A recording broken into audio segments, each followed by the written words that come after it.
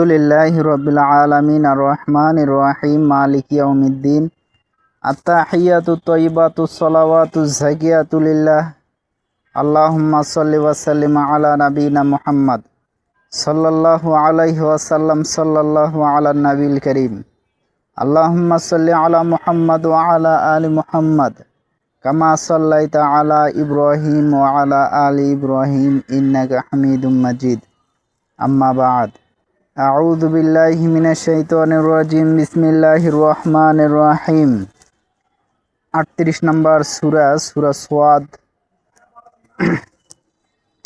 এর ধারাবাহিক আলোচনা করে আসতেছিলাম। 40টা আয়াত হয়ে গেছে।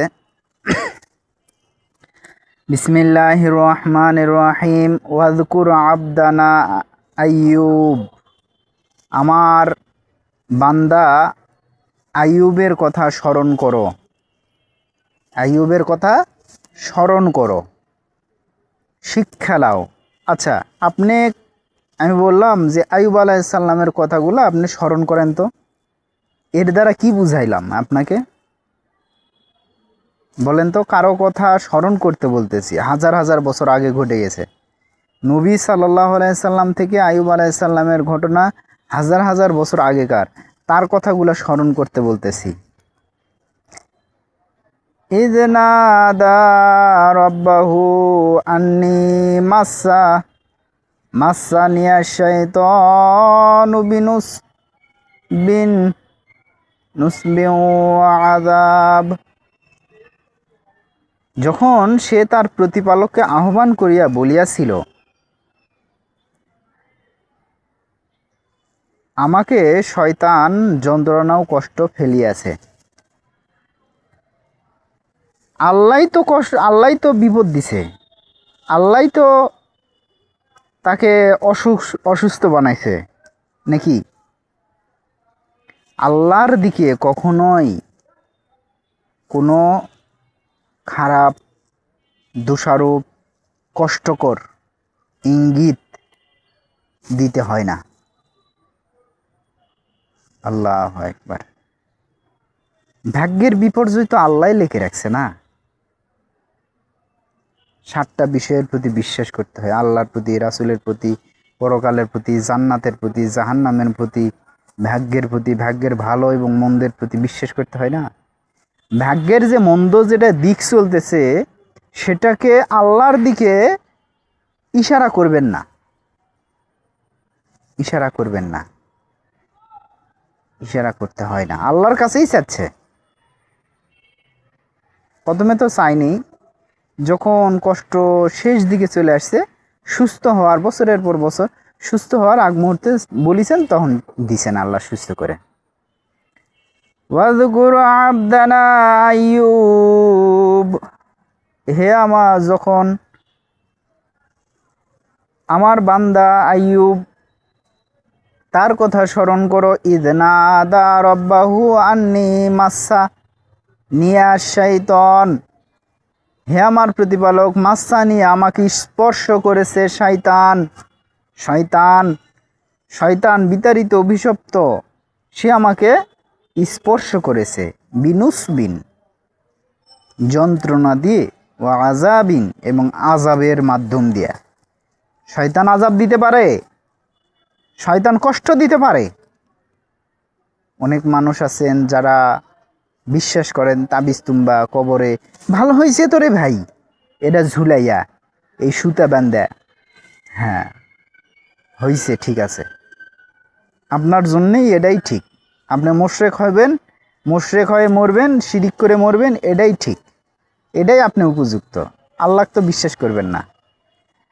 হাদিসে আছে শয়তান তার মানুষের অসুস্থ বাড়ায় দেয়, চোখের মধ্যে দিয়ে চোখ চুলকাইয়ে দেয়, তখন মানুষের যন্ত্রণা হয়। যখন সে শিরিক করে আল্লাহর সাথে কোনো জিনিসকে, তখন আবার শয়তান ওটা বন্ধ করে দেয়, তখন সে ওই বস্তুটার প্রতি বিশ্বাস করে। শয়তানের শক্তি আছে। উরকুযু বিরিজলিকা হাযা মুগতাসালুন বারিদুন ওয়া শারাব। আমি তো আগে বললাম আল্লাহ তো আসে বলেনি, ফেরেশতা দিয়ে বলাইছেন, মূলত আল্লাহ বলাইছেন। কথাগুলো এইভাবে বলে দিচ্ছি, ভেঙে দিচ্ছি যে অসংখ্য জায়গাতে আল্লাহ নিজে করেছেন, কিন্তু ওটা ফেরেশতা দিয়ে করাবেন। আমি বললাম তুমি তোমার পা দ্বারা ভূমিকে আঘাত করো, পা দিয়া, এমনি তো দিতে পারতেন, অসুস্থ রোগাক্রান্ত, এমনি একটা ঝর্ণা বের করে দিলেন না? শিশু ইসমাইলকে দিছে না ঝর্ণা বের করে? উনি তো নিজে খুঁড়ে বের করেনি, এমনি বের করে দিছে। কিন্তু যেখানকার যেই সুন্নাত, আল্লাহর যেটা সুন্নত নিয়ম, সেটা আপনাকে বোঝা লাগবে। আল্লাহ সারাদিন বললেন আল্লাহ সূর্যটা আমার হাতে দাও, হাতে দাও, আল্লাহ পারে, কিন্তু দিবে না তো। তার তো নিজস্ব একটা পরিকল্পনা অনুযায়ী চলিচ্ছে, আপনি ওই পরিকল্পনা উল্টাই দিবে চাচ্ছেন। কতই না সুন্দরভাবে এগুলান বলে মানুষ, কতই না সুন্দরভাবে বলছেন। আল্লাহ যেটা চাচ্ছেন সেটার বিরুদ্ধে আপনি দোয়া করিচ্ছেন। আল্লাহ চাঁদটা হাতে এনে দাও, আল্লাহ চাঁদে মাটি এনে হাতে দাও, এটা তো দরকার নেই আপনার। আপনি সামর্থ্যের মধ্যে সেভাবে চান, উল্টা বিপরীত যেটা করবেন না আল্লাহ সেই দিকে যাচ্ছেন কে? আল্লাহ তাকে পা দিয়েই আঘাত করে পানি বের করে নিলেন, অসুস্থ মানুষ। এটাই শিক্ষা। আল্লাহ আপনাকে ওই মুহূর্তেও শ্রম দিয়ে পরে গে পারিশ্রমিক দিবে, কিন্তু আল্লাহ দিছে, আল্লাহ সব পারে। আপনাকে চেষ্টা করা লাগে, আমি তো সব জায়গাতেই চেষ্টা করতেছি। বিরিজিলিকা তোমার পা দ্বারা, হাদা মুগতা সালুন, অতঃপর মুগতা সালুন, গোসল করো। গোসল, গোসল করেন না, এটা আরবি শব্দ, কোরআনের শব্দ। 38 নম্বর সূরা, সূরা সোয়াদ 42 নম্বর আয়াত। মুগতা সালুন, গোসল করো। বারিদুন ওয়া শারাব, এবং সেটা পান করো। সুশীতল, বারিদুন, মুগতাসালুম বারিদুন, গোসলের সুশীতল, ঠান্ডা পানি দিয়ে গোসল করবেন। বুঝেননি? ঠান্ডা পানি শব্দটা পর্যন্ত আল্লাহ নিয়ে আসিছে। আল্লাহু আকবার, আল্লাহু আকবার। তার মানে গোসলটা চেষ্টা করবেন ঠান্ডা পানি দিয়ে করার। ওয়া শারাব, এবং ওই পানিটাই খাবেন। ওয়া শারাব, এবং পান করো পানি। একটাই পানি পান করবেন। আমার যেটুকু পর্যবেক্ষণ গবেষণা, আমি তো ল্যাবের প্রধান না, কিন্তু আমি যেটুকু গবেষণা করে পাই, বাংলাদেশের 99% পানি ইসলামী পানি না, কোরআন এবং হাদিসের পানি না, কলেরও না, টিউবওয়েলেরও না, পুকুরেরও না। হাদিসের নিয়ম অনুযায়ী পানি ওযু করার সময় নাক দিয়ে টানে নিতে হয়। আমি তো ওইরকম চোখেই দেখি না। জেলা বিক্রি করে, জেলা একদম ভালো বৃষ্টির ধরিচ্ছেন, ওগুলাম ছাড়া পানি এইরকম, মানে আপনি টানলে মাথা ব্যথা করবে। আমি ভিতরে বহু গবেষণা করছি, চেষ্টা করতাম। এটা তো খুব ভয়ঙ্কর একটা চিকিৎসা, এবং এত উপকারিতা যদি বলতে যাই মেলা সময় লাগে যাবে। খালি নাক দিয়ে পানি টানলে, হাদিস যেটা উজু করার নিয়ম, টানিয়ে নিতে হবে।